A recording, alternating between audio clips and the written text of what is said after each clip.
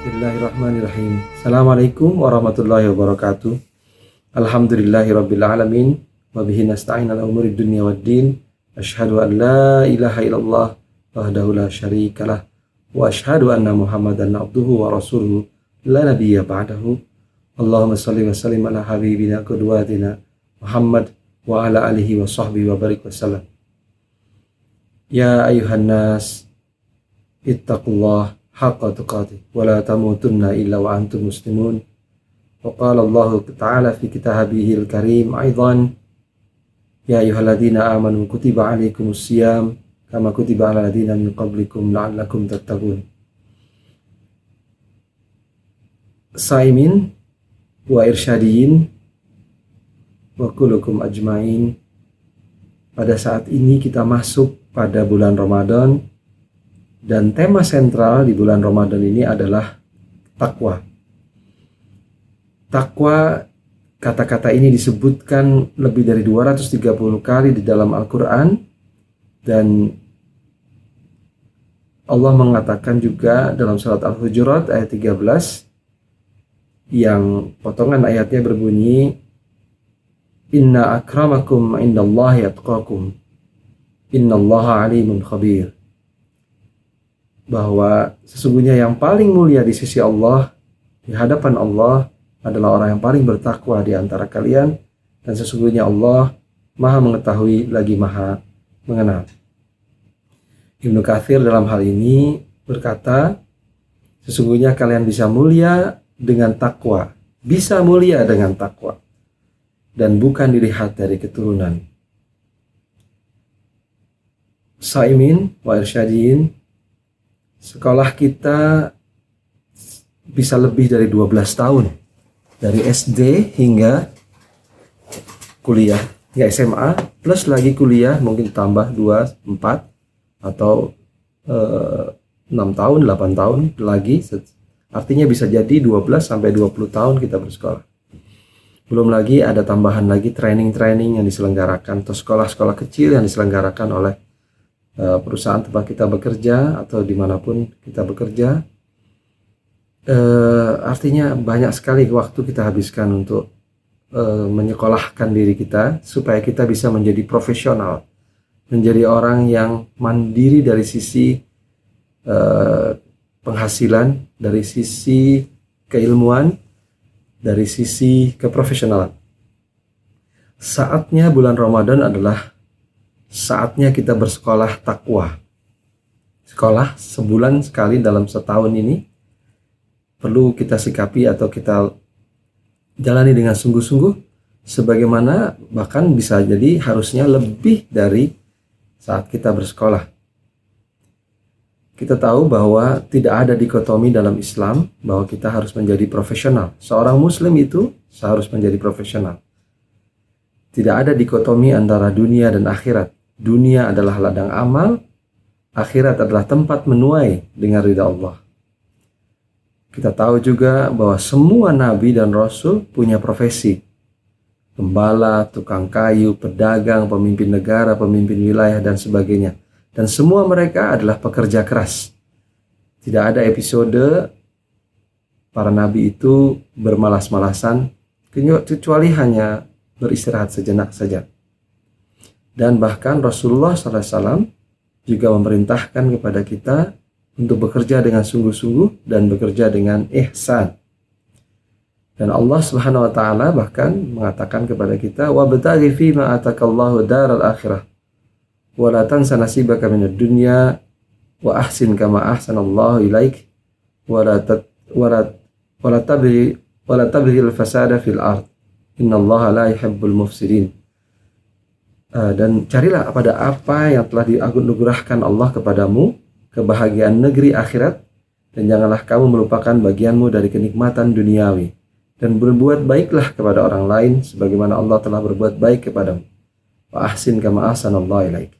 Artinya kita berbuat baik, dan profesional adalah orang-orang yang selalu berusaha untuk meningkatkan kapasitasnya, meningkatkan kapabilitasnya, dan berusaha untuk care, berempati, berpeduli kepada orang yang menjadi pelanggannya, customernya, atau orang yang berkenaan dengan memanfaatkan keahliannya. Artinya Allah Subhanahu wa taala di dalam ayat ini menyandingkan antara kehidupan dunia dan akhirat. Ada yang mengatakan bahwa kita hanya cukup untuk tidak lupa kepada dunia, gitu ya. Tapi yang jelas disandingkan antara kehidupan dunia dan akhirat. Dan banyak juga ayat-ayat lain dikatakan bahwa iman disandingkan dengan amal saleh, gitu ya. Saleh pada hakikatnya asal katanya adalah tepat. Bisa juga kita artikan sebagai keprofesionalan, gitu ya. Iman dasar dari perbuatan kita yang profesional. Kalau kita hendak berbuat di dunia ini dengan profesional. Tentu ini adalah ukuran bagi orang yang beriman ya, bukan ukuran bagi orang-orang yang lain. Artinya Allah Subhanahu wa taala betapa mementingkan antara iman dan amal saleh ini. Bahkan Allah mengatakan dalam surat Al-Bayyinah, sesungguhnya orang yang beriman dan melakukan pekerjaan yang baik, mereka adalah sebaik-baik makhluk. Dalam surat Al-Bayyinah ayat 7. Dan Aisyah radhiyallahu anha berkata, sesungguhnya Rasulullah SAW bersabda, sesungguhnya Allah mencintai seseorang yang apabila ia bekerja mengerjakannya secara itqan atau yutqanah, yaitu profesional, menuntaskannya dengan baik. Artinya subhanallah, dalam Islam tidak ada dikotomi antara dunia dan akhirat. Dunia adalah ladang amal kita menuju akhirat. Jadi kita tidak pernah menganggap bahwa dunia ini sia-sia, dunia ini buruk dan sebagainya. Kita justru memaksimalkan kehidupan kita di dunia ini untuk mengejar ladang akhirat. Karena apabila kita sudah di sana, perhitungan amal kita adalah berdasarkan apa yang ada selama ini di dunia. Dan Allah Subhanahu wa taala juga dalam surat As-Saba ayat 10 sampai 11 mengatakan yang artinya, dan sesungguhnya telah kami berikan kepada Daud karunia kami berfirman, wahai gunung-gunung dan burung-burung, bertasbihlah berulang-ulang bersama Daud. Dan kami telah melunakkan besi untuknya, yaitu buatlah baju besi yang besar-besar dan ukurlah anyamannya. Artinya besi dianyam.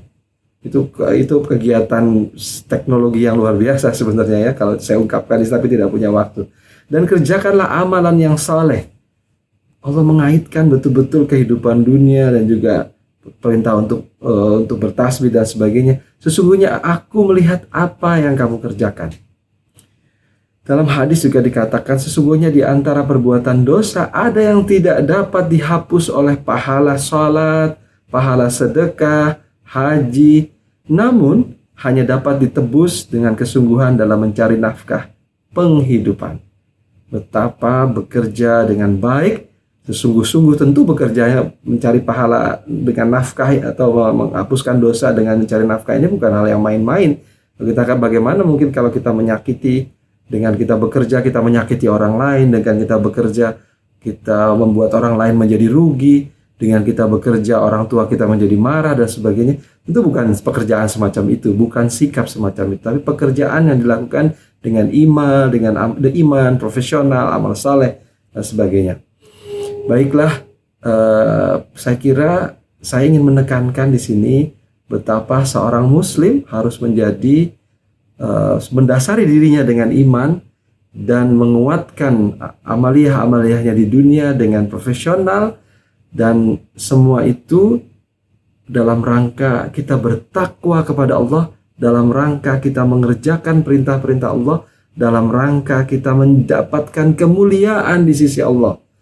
Dan kemuliaan itu dicapai dengan ketaatan kepada Allah dan Rasul-Nya, mengikuti segala perintahnya, termasuk perintah untuk bekerja dengan profesional.